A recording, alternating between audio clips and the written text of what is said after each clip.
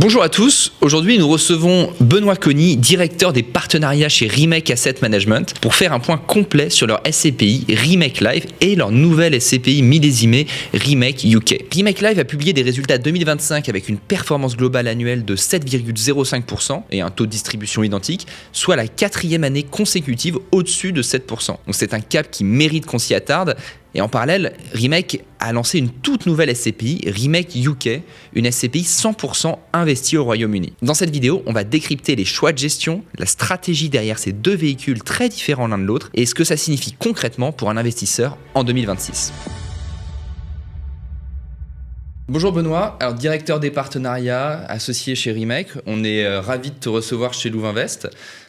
Écoute, je te laisse te présenter en 2 mots, voir un peu ton historique chez Remake et puis on enchaînera un peu pour entrer dans le vif du sujet. Écoute, ravi d'être là, ravi d'être chez Louvainvest. Merci de me recevoir. Tu as un peu tout dit. Directeur des partenariats associés. Je suis chez Remake depuis maintenant un peu plus de 4 ans, depuis la création de la société de gestion.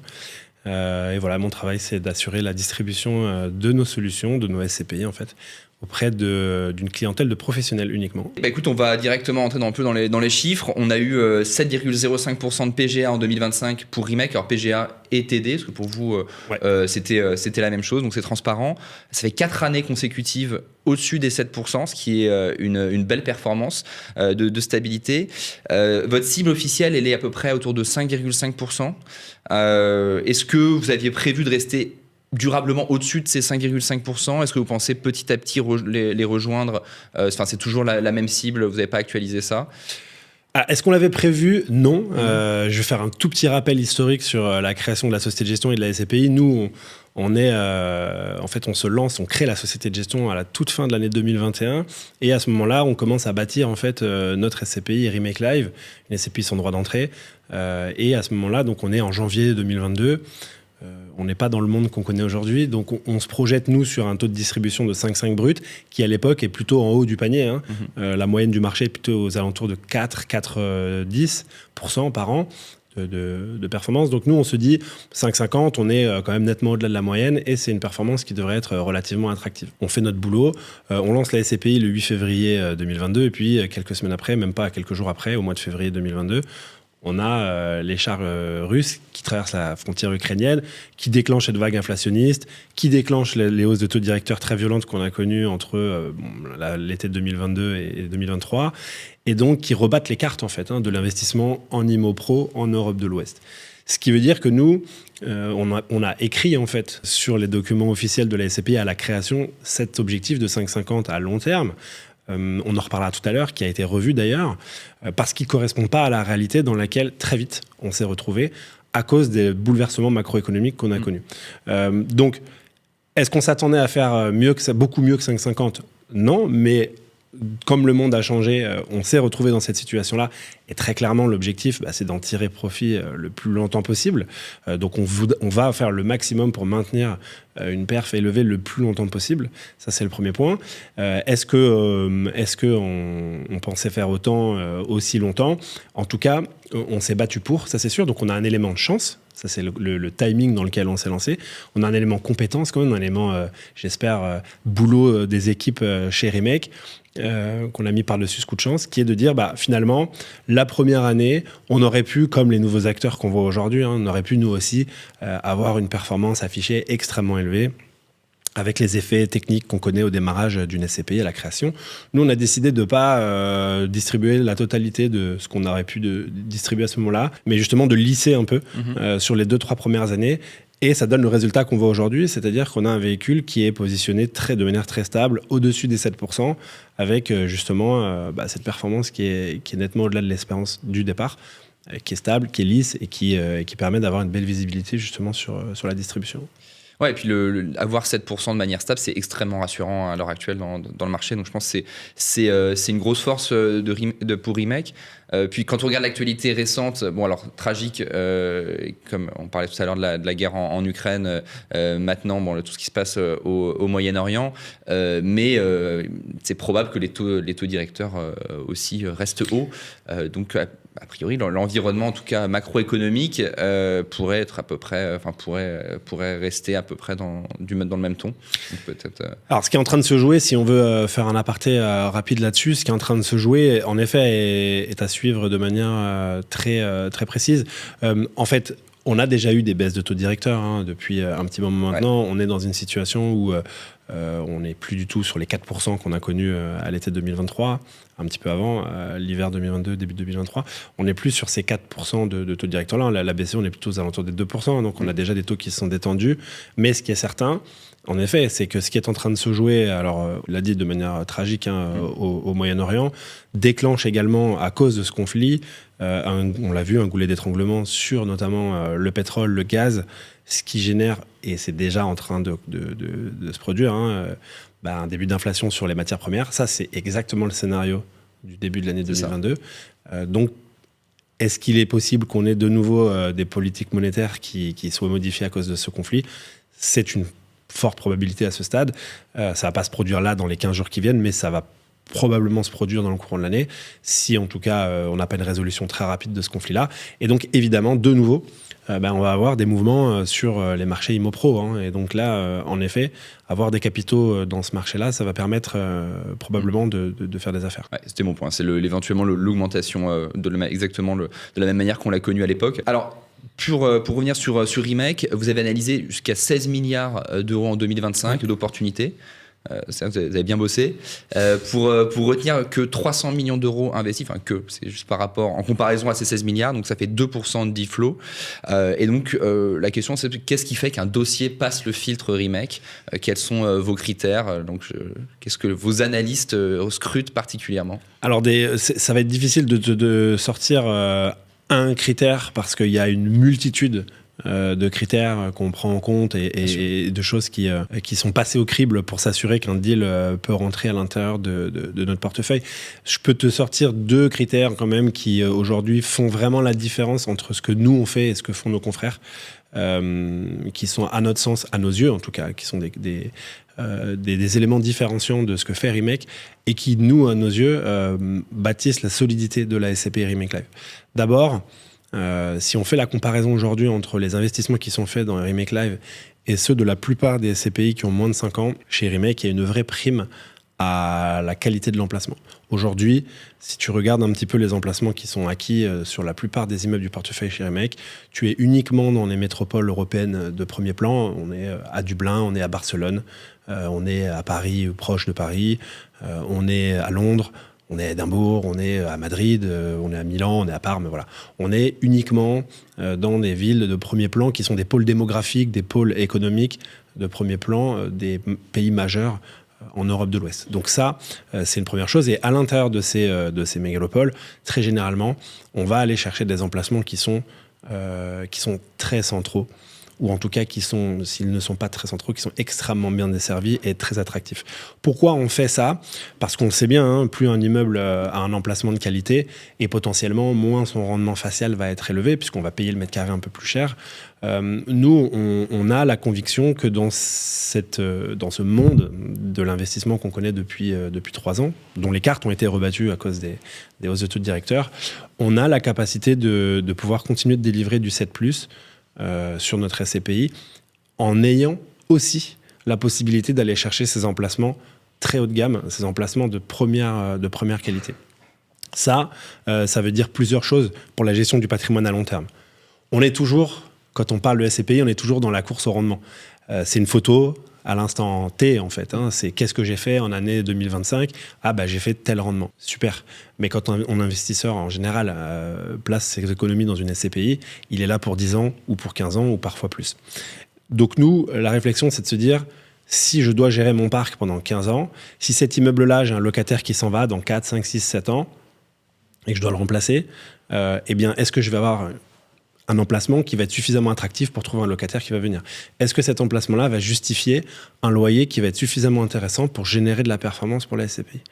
Est-ce que si jamais je dois me départir de cet immeuble, si jamais je dois le remettre à la vente, est-ce que cet emplacement-là me permet de me dire, je vais à minima conserver la valeur, voire potentiellement, si les conditions sont réunies, je pourrais potentiellement faire une plus-value également.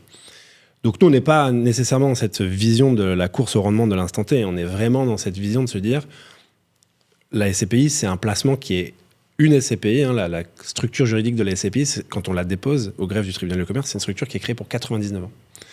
C'est ce qu'il faut savoir. Et donc ça veut dire que c'est géré pendant longtemps.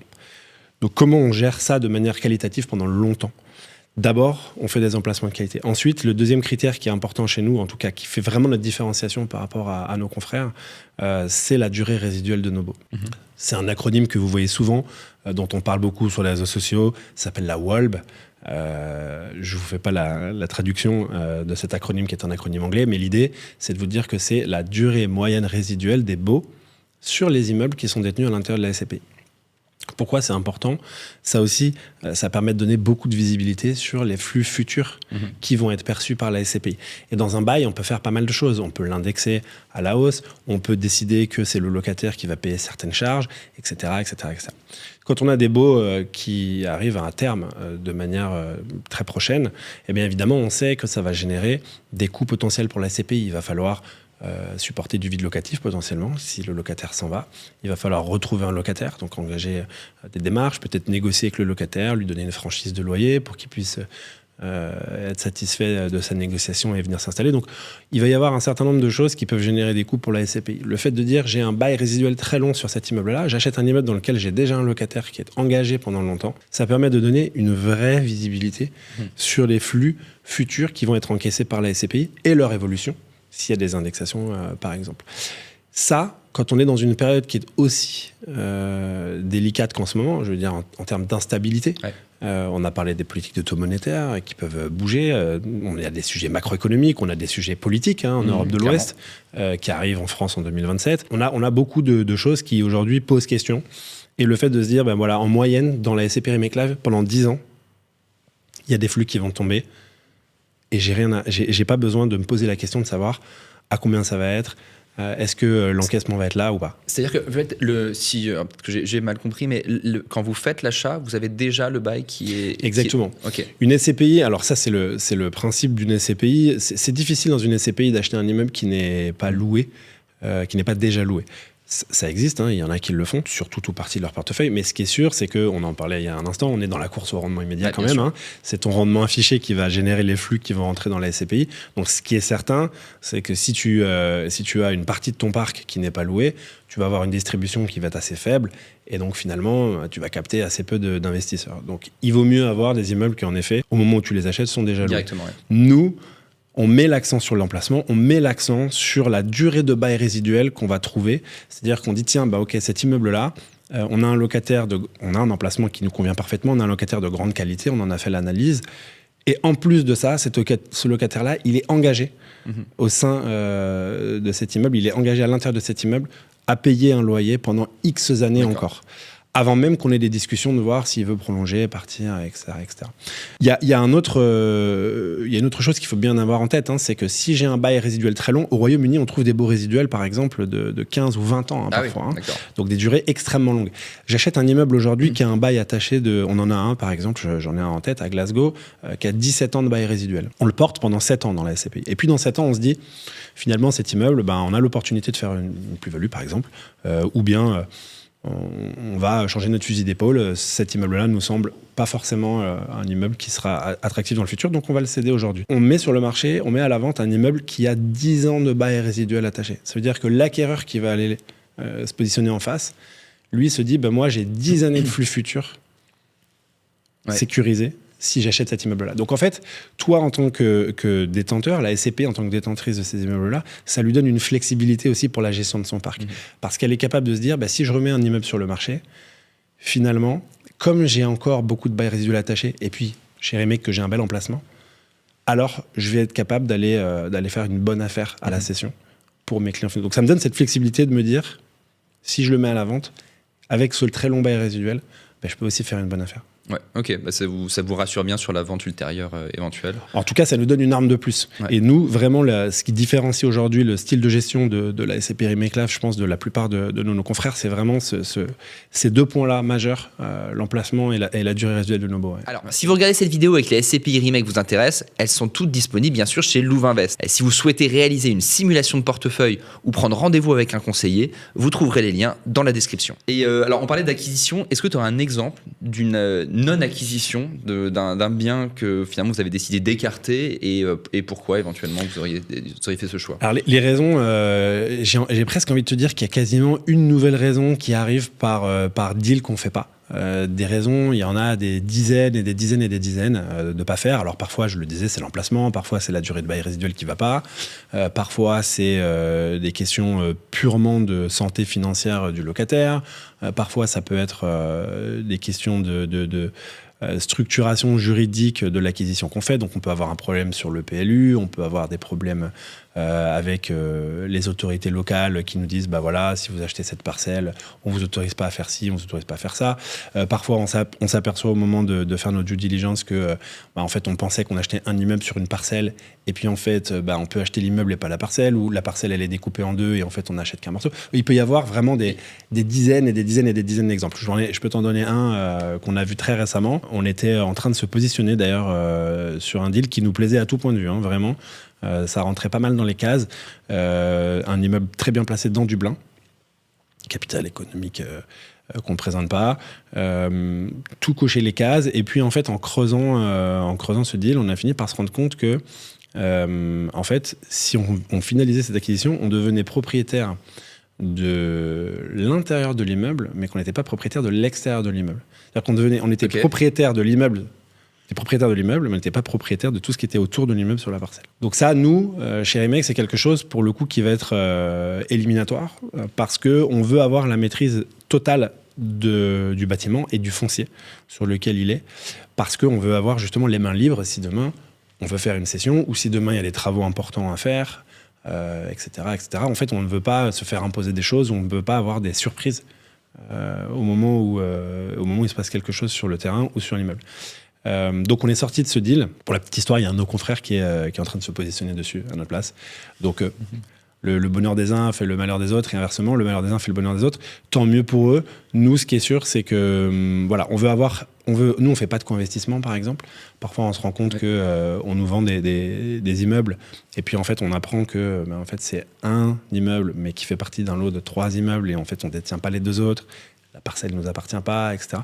Donc nous, tout ce genre de choses, on ne fait pas. On veut absolument avoir la maîtrise à 100% du bâtiment, de son emplacement, pour être capable de dire si demain on veut sortir, on sort, on met en vente, et personne ne peut nous en empêcher.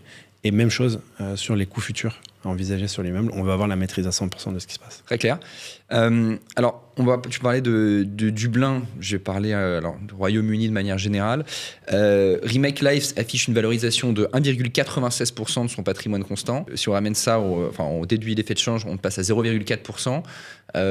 Donc c'est assez exposé à la lire sterling. Ma question, c'est un peu, est-ce que ça vous préoccupe éventuellement et qu'est-ce que Remake a à défendre sa politique monétaire? On va dire, on parlait tout à l'heure de ça. Alors, est-ce que ça nous préoccupe? Ça ne nous préoccupe pas. Ce qui est sûr, c'est qu'on s'en occupe. Ça, il n'y a pas de doute. C'est quelque chose qu'on monitore de manière extrêmement précise. Nous, on n'est pas préoccupés par le taux de change. Le taux de change, c'est quelque chose qu'on explique fréquemment d'ailleurs à nos partenaires, distributeurs, à nos investisseurs. Le taux de change, c'est un risque. Donc il faut en avoir conscience, c'est écrit en gros partout sur la documentation de la SCPI Remake Live. Ça peut aussi être une opportunité, va dans les deux sens évidemment. Nous on ne fait pas de promesses par rapport à ça, on n'est pas en train d'expliquer que ça fera de la surperformance, on n'a pas notre rôle, c'est pas de faire, c'est pas de gagner de l'argent grâce aux effets de change. En revanche, ce qui est sûr, c'est que aujourd'hui, on a un marché au Royaume-Uni, et on en parlera peut-être un peu plus longuement tout à l'heure, qui est extrêmement attractif. Nous, c'est un marché dans lequel on est allé se positionner il y a déjà 2 ans, et dans lequel on a fait aujourd'hui plus de 250 millions d'euros d'acquisition. On a été un peu les premiers à y revenir. Historiquement, il y a d'autres acteurs qui y étaient allés dès 2017, mais nous, on y est revenu assez tôt après ces hausses de taux de directeur. On s'aperçoit aujourd'hui que beaucoup de gérants font leur marché là-bas parce que ce marché aujourd'hui présente énormément d'atouts, il est très attractif pour beaucoup de raisons et donc nous on essaye d'en faire bénéficier bien entendu au maximum nos investisseurs. Il y a un effet change, évidemment, la livre sterling. Nous, ce qu'on regarde essentiellement, ce sont les volatilités. Alors, on essaye de faire on fait des projections, on projette des scénarios différents avec des mouvements de marché. Ce qui est sûr, c'est que, ce qu'on peut dire en tout cas, c'est que depuis le Brexit, depuis 2016, la volatilité moyenne annuelle entre le pound et l'euro, c'est environ 6%. Donc c'est de la moyenne annuelle. Et si on se place entre le Covid, donc 2020, et aujourd'hui, c'est 4% de volatilité moyenne en annualisé. Donc on a quelque chose qui finalement fluctue assez peu. Alors oui, parfois il y a des petits effets négatifs comme on l'a vu à la fin de cette année-là. Peut-être qu'à la fin de cette année, il y aura un léger effet positif. Nous, on ne considère pas que ce soit des mouvements qui soient suffisamment importants pour qu'aujourd'hui, ça génère des décisions importantes de notre part. À ce stade, nous, on n'est pas couverts. Donc on laisse en fait ces mouvements de change fluctuer et impacter la distribution à la hausse comme à la baisse de la SCPI et potentiellement ses valorisations. Mais comme je le disais, on est sur des montants qui sont assez faibles. Ce qui est sûr, c'est que donc on ne se couvre pas de ce taux de change. Ce qui est sûr, c'est qu'on ne s'empêche pas de le faire. C'est-à-dire que si demain on se retrouve dans un marché où là, on a des mouvements très importants, on ne s'empêchera pas de le faire.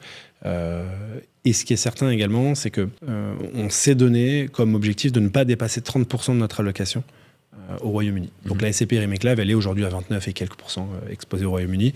Et vous le verrez au courant de cette année, les prochaines acquisitions qui arrivent ne seront pas situées dans cette zone-là parce qu'on veut respecter justement ce cap de 30% maximum d'exposition au Royaume-Uni. Je prenais l'exemple donc de la vol moyenne, 6% par an. Imaginons un mouvement de 10% tout à coup. 10% de 30%, ça fait finalement un mouvement de 3% sur ma SCPI. Et en fait, nous, on considère que c'est un risque qui est relativement maîtrisé. Et donc, à ce stade, on n'a pas nécessairement besoin de prendre des précautions plus que ça. Mais à nouveau, on monitore ça au quotidien. Et bien entendu, si jamais la situation devait changer, on prendra des actions en conséquence. Mais 30%, c'est vraiment le montant maximum d'exposition qu'on aura sur le Royaume-Uni dans Remake Live. Ouais, d'autant plus que vous proposez en plus Remake UK à côté pour ceux qui croient, et comme beaucoup manifestement, parce qu'il y a beaucoup de sociétés de gestion en ce moment qui sont à fond sur le UK. Exactement. Pour les investisseurs qui veulent encore plus de UK, vous avez une solution. On va revenir un peu sur Remake UK. Remake UK, donc, qui est une SCPI à capital fixe donc, et une durée limitée à 7 ans, ce qui est quand même relativement rare. Format, alors je dirais pas unique, mais peu fréquent dans le SCPI. Alors, qu'est-ce que ça change concrètement pour un investisseur qui a l'habitude d'investir dans des SCPI, on va dire, plus traditionnels? Ça change plein de choses. Alors, déjà, pour revenir sur ce que tu disais, c'est pas un format unique, tu as raison de le dire. En fait, c'est le format historique de la SCPI. Avant, les SCPI, c'était des SCPI à capital fixe. Et puis, on les a variabilisés au début des années 2000. C'est devenu des véhicules qui maintenant, sont des véhicules qu'on appelle evergreen, c'est-à-dire toujours ouvert à la collecte et puis bien sûr toujours ouvert à la sortie. Dans un véhicule à capital variable, vous savez quel est le montant que vous allez récupérer dans les conditions normales si vous faites un rachat. Puisqu'il y a une valeur qui est fixée qui s'appelle la valeur de retrait. Si on parle des risques en premier, puisque en général c'est ce qu'on nous demande de faire, si on parle du risque en premier, le risque majeur et la différence majeure entre une SCPI capital fixe et une SCPI capital variable, c'est que si je veux revendre une part de ma SCPI à capital fixe, le prix de sortie n'est pas fixé. Il n'y a pas de valeur de retrait. Je dois envoyer un ordre de sortie à la société de gestion qui va le publier. Et là, je dois attendre qu'un autre investisseur se manifeste et me fasse une proposition de rachat pour pouvoir céder mes parts. Donc on a un peu plus d'incertitude finalement sur le prix auquel on va pouvoir céder ses parts et puis sur le délai que ça va prendre. C'est-à-dire que même si on est dans une phase où la SCPI va bien et elle collecte, si j'ai personne qui se manifeste pour racheter mes parts, je suis obligé de patienter un peu. Donc on a une liquidité qui est... Alors une liquidité sur une SCPI capital variable, la liquidité, elle n'est pas très bonne de base. Mais là, on a une liquidité qui est peut-être encore un tout petit peu moins bonne sur une SCPI à capital fixe. Ça, c'est sur la partie risque et sur la partie contrainte. En revanche, pour l'investisseur, ça a des bénéfices qui sont extrêmement, à notre sens, extrêmement intéressants, notamment parce que ça permet aux gérants de faire deux choses majeures. La première, c'est que, comme on le disait, une SCPI à capital fixe, elle n'est pas ouverte en permanence à la collecte. Donc, c'est le gérant qui dit, en fait, moi, j'ai identifié une opportunité, je vais ouvrir ma SCPI à la collecte, je vais aller chercher des capitaux pour aller profiter des opportunités du moment.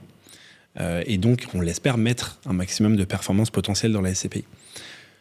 Mais du coup, je ne subis pas mon cycle. Je ne subis pas les cycles immobiliers, je ne subis pas ce qui se passe sur le marché. Je ne suis pas tout le temps en train d'acheter parce que je suis tout le temps en train de collecter, que ce soit le bon moment d'acheter ou pas le bon moment d'acheter. Et donc finalement, j'ai cette possibilité en tant que gérant de dire ça c'est la bonne fenêtre, on y va à ce moment-là et ensuite je referme mon fonds. Ça c'est le premier point. Le deuxième point, on disait tout à l'heure que sur les SCPI capital variable, on est souvent un peu dans la course au rendement immédiat parce que c'est ça qui génère un peu les flux de collecte. Ici, on va pouvoir se permettre de dire en fait, comme j'ai un fonds qui à certains moments va pouvoir être fermé, j'ai un peu plus de temps devant moi pour faire autre chose en tant que gérant. Je peux aller chercher un immeuble sur lequel, par exemple, j'ai partiellement du vide locatif. J'ai 2 plateaux sur lesquels il faudrait mettre un coup de peinture, peut-être refaire 2-3 travaux de rafraîchissement et le remettre en location et peut-être aller chercher un meilleur loyer que ce qu'on aurait pu imaginer. Et donc, on peut aller chercher des opportunités un peu différentes à travers ce genre de structuration-là, mais qui peuvent être génératrices de valeur pour le client final. Et typiquement, dans notre SCPI nous Remake UK, on a un fonds qui est non seulement une SCPI à capital fixe, on n'en voit plus beaucoup. Je pense que c'est la première qui a été créée depuis hors SCPI fiscale depuis très longtemps. Mais en plus de ça, c'est la première SCPI dont la liquidation est programmée. Et ça aussi, c'est extrêmement important. Ouais. C'est-à-dire que nous, on explique à nos clients que, en fait, on ne va pas s'endormir sur le parc. On ne va pas laisser pourrir les immeubles. On ne va pas juste encaisser nos frais de gestion et puis attendre que la vie se passe. Parce que c'est ce qu'on reproche un peu aux SCPI qui se mettent en tout cas en capital fixe. C'est ce qui a été reproché exactement à certaines SCPI qui ont en fait bâti d'énormes parcs et on l'a vu, qui ont assez peu géré finalement leur parc immobilier, qui l'ont conservé sans réellement soit faire de l'arbitrage, soit parfois faire des travaux qui s'imposaient et qui sont en train d'être réalisés aujourd'hui dans un contexte qui est pas hyper favorable. Donc l'idée c'est que là, on a une liquidation qui est programmée et qui permet de dire à un investisseur, finalement, nous, on a identifié une fenêtre. On pense que c'est le bon moment. On va aller capturer des opportunités au Royaume-Uni, en l'occurrence sur ce fonds-là. On va refermer cette fenêtre d'investissement-là. Donc, on ne va pas diluer ce bon point d'entrée en continuant d'acheter tout le temps, même quand la situation va s'améliorer. Et donc, on va acheter plus cher. Non, on va conserver ce point d'entrée qui est bas, à notre sens, et donc qui est favorable. Et on va se donner le temps. À l'intérieur de ce fonds, on a 7 ans. C'est un fonds qui a été bâti pour 7 ans. On a 7 ans pour faire du travail, du vrai boulot immobilier sur nos immeubles, donc du travail de relocation, du travail d'amélioration des baux, du travail d'amélioration donc des niveaux de loyer encaissés, du travail de rafraîchissement si c'est nécessaire sur certains immeubles. Et ensuite, on capture des loyers pendant ce temps-là. Et ensuite, au moment où on va les céder, on va aller chercher une plus-value potentielle. En tout cas, on va faire le maximum pour aller chercher de la création de valeur potentielle quand on va céder nos immeubles. Et donc, ça permet d'avoir une stratégie qui n'a plus rien à voir finalement avec ce qu'on fait dans une SCPI traditionnelle où on se dit mes clients sont là pour 15 ans, ils veulent du rendement régulier, donc on va chercher quelque chose qui rentre dans ces cases-là. Ici, dans cette SCPI-là, on va aller chercher d'autres projets immobiliers sur lesquels on va être capable d'aller faire une création de valeur qui va être différente et donc que cette structuration-là nous permet. Ouais, et puis du coup, le fait que vous ayez une durée fixe compense le problème de liquidité du capital fixe. À notre sens. Ouais, voilà. Ouais, absolument. Nous, ce qu'on dit évidemment, c'est qu'on part pas pour 99 ans cette fois-ci, on part pour 7 ans. C'est prorogeable 2 fois 1 an, mais quoi qu'il arrive, en 2034, le fonds, il sera liquidé. Avant cela, on aura 5 périodes de constatation où on pourra potentiellement faire des cessions et rembourser nos clients si l'objectif de performance est atteint. Donc on se donne quand même plusieurs possibilités de pouvoir sortir si à un instant T le marché n'est pas suffisamment favorable à notre sens. Mais en tout cas, ce qui est sûr, c'est que la promesse, c'est que ça fera 9 ans max.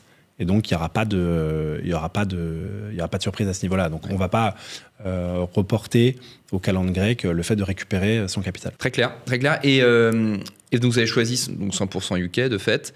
On en parlait un petit peu tout à l'heure, mais si on devait explorer ça plus en profondeur, quels sont vraiment les avantages du Royaume-Uni à l'heure actuelle en termes d'immobilier ?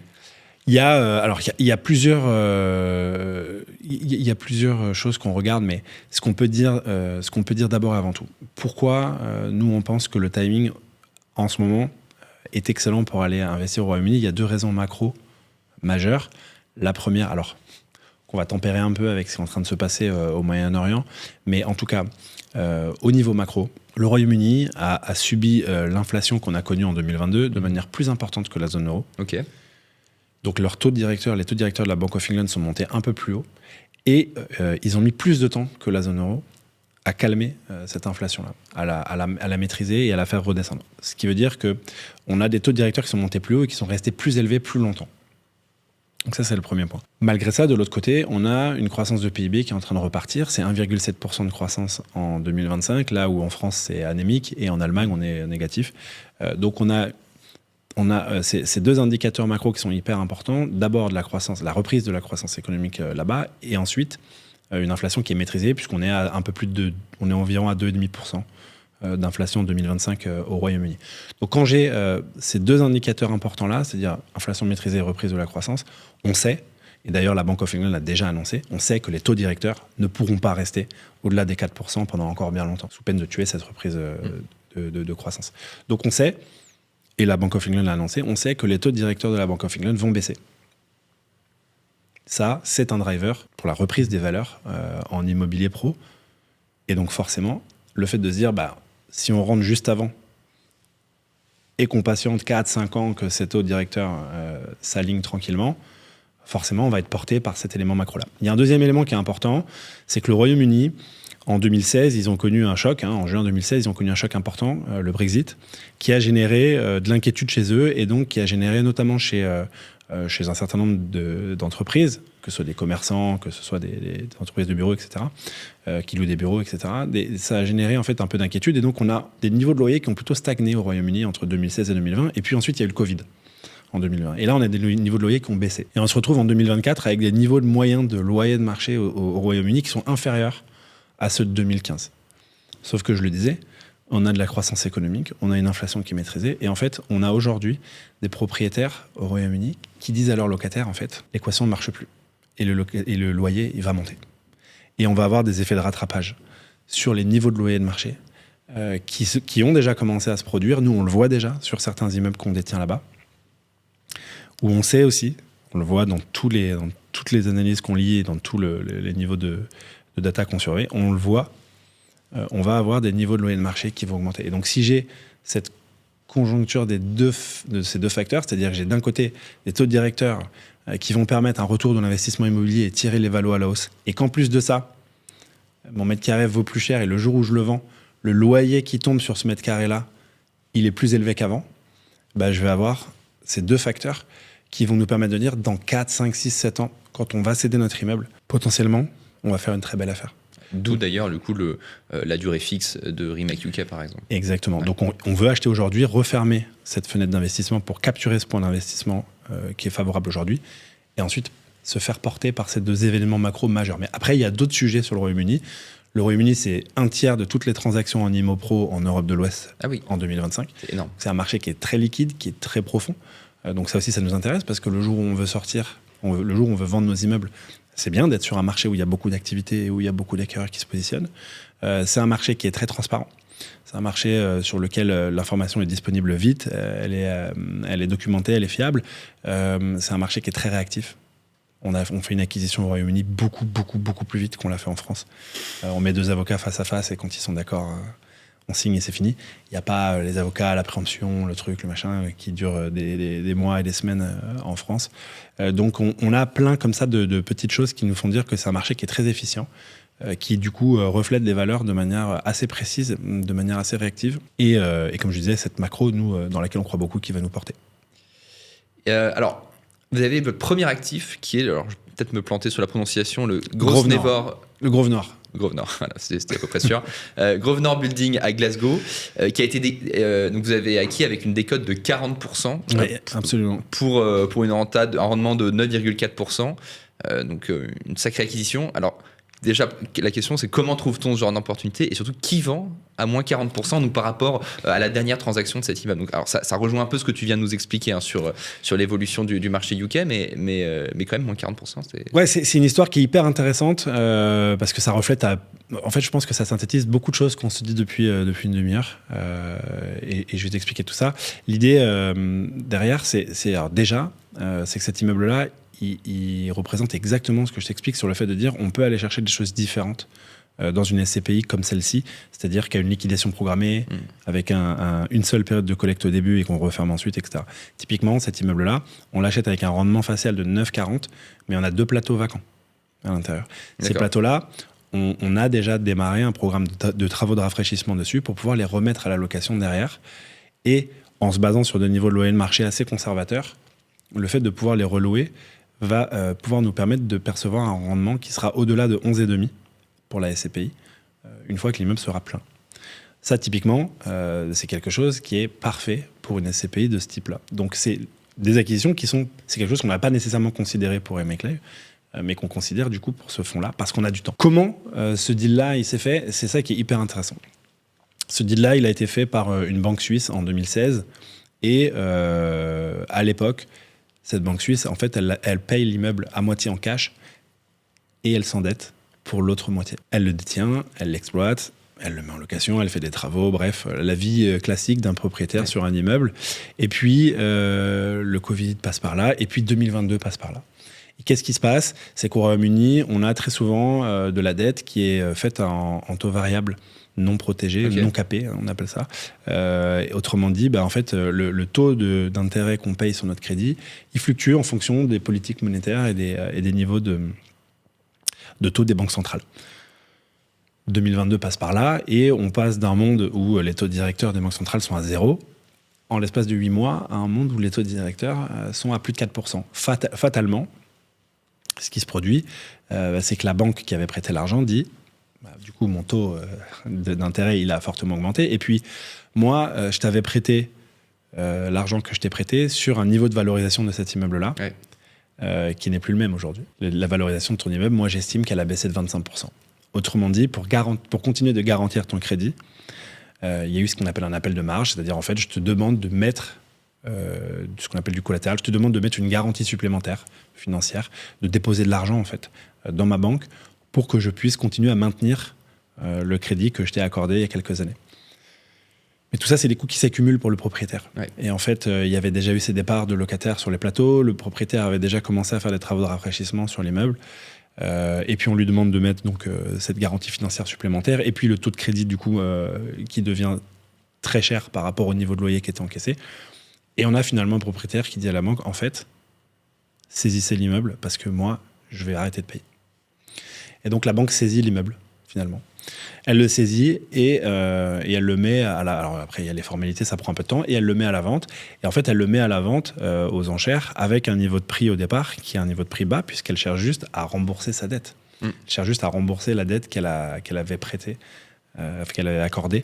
Les banques n'ont pas de service ils font des due diligence pour essayer de vendre à un meilleur prix. L'objectif, c'est de maximiser, mais l'objectif principal, surtout, c'est de se rembourser le plus vite possible. Et donc, le niveau de prix qui était mis au départ aux enchères était un niveau qui était assez bas. Bon, après, la banque, elle sait qu'elle va... Enfin, l'immeuble, il vaut plus ce qu'il valait avant à cause des taux directeurs. Donc, on sait que l'immeuble, il va se vendre moins cher que ce qu'il a été acquis en 2016. Mais ce qui est sûr, c'est que nous, dans ce contexte-là, en faisant une offre assez agressive, mais uniquement en cash, sans conditions suspensives, et grâce au réseau et à la légitimité qu'on s'est bâtie depuis 2 ans au Royaume-Uni, on a été considéré comme un candidat sérieux à ce rachat-là, et on a pu mener cette transaction à terme. Donc en fait, on fait une affaire qui est un coup de fusil. C'est pas quelque chose qu'on va pouvoir répliquer de manière industrielle. Mais ce qui est sûr, c'est que ce type de deal-là, c'est le type de deal qu'on peut faire en ce moment dans un marché qui est chahuté par ce qu'on vit depuis 3 ans. Et donc c'est ça qui est intéressant, c'est d'aller faire bénéficier nos investisseurs de ce genre de petites anomalies de marché qu'on arrive à trouver comme ça et qui nous permettent à la fois de délivrer, du coup on l'a dit, un rendement facile qui est excellent, mais rappelons-le aussi, du coup on achète en plein cœur de Glasgow, on est en face de la gare centrale en fait, on achète moins de 2 000 € du mètre carré. Ah oui. Donc, à moins de vraiment s'y prendre de travers, si tout va bien, dans 5-7 ans, potentiellement, il y a de la plus-value au bout. Ok. Bah écoutez, bravo à vous pour avoir identifié ça. On va finir un peu sur une question plus générale sur le marché de la SCPI. Rimex, c'est 213 millions de collectes, si je me trompe pas à peu près. Ouais, environ 215 l'année dernière, ouais, c'est ça. On est dans ces eaux-là. On a un marché quand même qui est assez polarisé autour des plus grosses SCPI. À côté de ça, on a beaucoup de SCPI dont Rimex ne fait pas partie, mais qui collectent très peu. Quelle est ta vision à l'heure actuelle sur le marché de la SCPI et comment Rimex se positionne là-dedans? C'est une question qui est assez vaste. qui est assez vaste. Ce qui est sûr, c'est que il y a plein de choses à dire. Ce qui est sûr, c'est que le choc de 2022, ça a rappelé brutalement à beaucoup de gens qui s'en rappelaient pas que l'immobilier, ça reste une classe d'actifs qui est sujette à des cycles. Pour faire simple, l'immobilier, ça n'avait qu'un seul sens en termes de valorisation depuis 1997. Ça ne faisait que monter. Donc, on a passé 25 ans à vivre dans un monde où, en fait, l'immobilier, on sait que si on place en immobilier, ça monte, ça gagne. Donc, j'achète de l'immobilier, j'investis en immobilier, je revends l'immobilier avec une plus-value, j'ai réinvesti dans l'immobilier, etc., etc., etc. Et c'était encore plus vrai au milieu des années 2010, où on avait des taux à zéro et où n'importe qui ayant vendu son appartement l'a bien vécu. En fait, on a eu des envolées de prix un peu partout, d'ailleurs en France, en Europe. Mais ça, c'était valable sur l'habitation, c'était valable de manière moins spectaculaire, mais ça a quand même été valable sur l'immobilier professionnel. Et puis en 2022, on a vécu cette hausse très brutale de taux, ce crack de taux. Et là, tout à coup, on a eu une correction des valeurs de l'IMO en habitation comme en immobilier professionnel. Et donc là, c'est venu rappeler à tout le monde qu'en fait, l'immobilier, c'est pas un truc garanti, c'est pas quelque chose qui fait que monter, c'est pas quelque chose d'aussi simple que ça. Donc ça demande d'avoir à la fois des gens qui sont compétents aux manettes, qui s'en occupent bien, des gens qui ont des vraies stratégies, des vraies visions à moyen, long terme de la façon dont ils gèrent leurs fonds. Et puis, comme dans toutes les crises, ça génère de l'innovation souvent.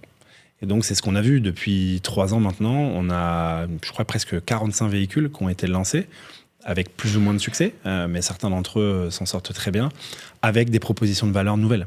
On a encore eu le lancement d'une société de gestion avec un nouveau véhicule qui vont arriver dans très peu de temps, avec une nouvelle proposition de valeur qui n'existe pas aujourd'hui sur le marché. Donc ce qui est sûr, c'est que ça a généré une vague d'innovation depuis 3 ans, hyper intéressante, que nous, on suit évidemment beaucoup, avec des propositions de valeur nouvelles, de nouvelles façons peut-être d'aller capturer de la performance ou d'aller générer de la performance pour les clients finaux. Et ça donne aussi, à notre sens, une vraie profondeur dans l'offre, en fait. Il y a 10 ans, j'exagère un peu, mais au milieu des années 2010, c'était SCPI de bureau ou SCPI de bureau, quoi. Le choix n'était pas hyper vaste. Aujourd'hui, les stratégies sont multiples, les territoires d'investissement sont multiples, sur d'autres continents même pour certaines. Donc on a vraiment la capacité de pouvoir se dire j'ai des convictions de moi à titre personnel et je vais trouver un véhicule en face qui va pouvoir aller répondre à cette conviction-là. On peut faire de vraies allocations très différenciées en allant investir dans différentes SCPI aujourd'hui. Ce qui était peut-être un peu moins le cas il y a 10 ans. Donc je trouve que le marché est devenu beaucoup plus riche d'expertises différentes, de formats différents. Je le disais, ça vient de l'innovation. Nous, on a lancé cette SCPI Remake UK qui a un format qu'on ne connaissait pas aujourd'hui, une SCPI à liquidation programmée. Ça n'existait pas sur le marché. Il y a d'autres véhicules qui vont sortir comme ça et c'est hyper intéressant. Ce qui est une réalité quand même, malgré tout, c'est que on est dans les produits de placement pour les épargnants, ça reste un marché de benchmark en fait.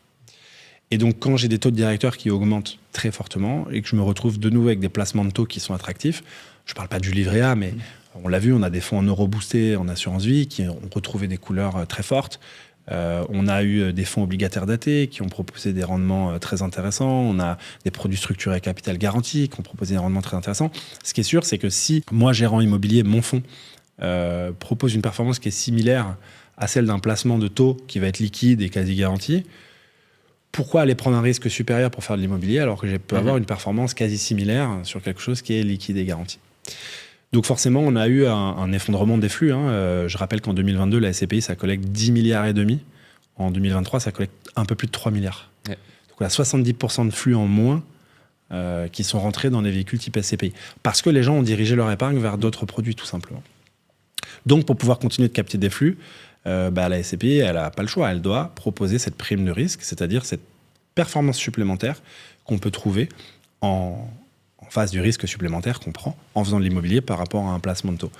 Fatalement, la collecte s'est polarisée sur les véhicules qui sont dans cette situation-là, qui sont dans une situation où je propose suffisamment de performance additionnelle par rapport à mon fonds en euros pour que ce soit intéressant pour un client final de se dire ok, je sais que j'ai un risque en plus, mais je vais y aller quand même. Donc on a, cette vraie polarisation qui se produit depuis un petit moment maintenant et qui fait que les SCPI qui ont des performances qui répondent donc à cette prime de risque capturent l'essentiel de la collecte, on l'a vu, et celles qui malheureusement sont dans les niveaux de perf moyens du marché vivent une situation qui est beaucoup plus difficile avec, pour certaines d'entre elles, des situations d'illiquidité, etc. Ça va mettre un peu de temps à se réguler, c'est sûr. Il y a certains véhicules qui sont aujourd'hui illiquides et qui vont le rester pendant un petit moment. On l'a vu, on l'a dit tout à l'heure, tu l'as dit très justement, il y en a qui sont passés à capital fixe. Les gérants cherchent des solutions. Ça reste des produits qui sont illiquides, ça va être long. Pour certains, ça va prendre 8 ans, peut-être 10 ans, avant que les choses se normalisent. Et puis, il va falloir surveiller... parce que par-dessus tout ça, on a la petite couche supplémentaire d'incertitude. Il va falloir surveiller ce qu'on disait tout à l'heure, la politique de taux monétaire, parce qu'on a un conflit en Iran qui est en train on le sait, qui va relancer de l'inflation, hein, c'est obligatoire. À partir du moment où l'énergie va coûter beaucoup plus cher, on va de nouveau avoir une vague inflationniste. Donc potentiellement, on va avoir de nouveau des politiques monétaires qui vont bouger. Et ça va avoir des impacts, de nouveau. Donc, ça va potentiellement avoir des impacts sur les valos. Il va encore se passer des choses sur ce marché-là. Donc, c'est un marché qui est en ébullition, qui a souffert beaucoup en 2023 et qui s'est pas mal réinventé, qui est en ébullition aujourd'hui et qui va encore vivre, je pense, dans les 12-18 mois, beaucoup de mouvements parce que l'actualité macro est très riche. Eh ben écoute, merci beaucoup pour cette vision très très claire du marché et puis du projet Remake, parce que c'était, je pense que alors moi j'en ai appris aussi beaucoup. Je pense que je suis un peu dedans, mais sur toutes vos visions, vos projets, comment vous voyez vos investissements. Donc merci beaucoup Benoît d'avoir pris le temps de passer chez Lovinvest. Et puis écoute, bon courage pour la prochaine année qui s'annonce peut-être un petit peu tumultueuse pour tout le monde, mais en tout cas vous avez un cap très clair. Merci beaucoup, merci de m'avoir reçu. Merci d'avoir suivi cette vidéo. On vous le rappelle, si les SCPI Remake vous intéressent, rendez-vous sur Lovinvest. Et si vous souhaitez étudier votre projet d'investissement avec l'un de nos conseillers ou réaliser une simulation de portefeuille, c'est totalement gratuit. Les liens se trouvent en description.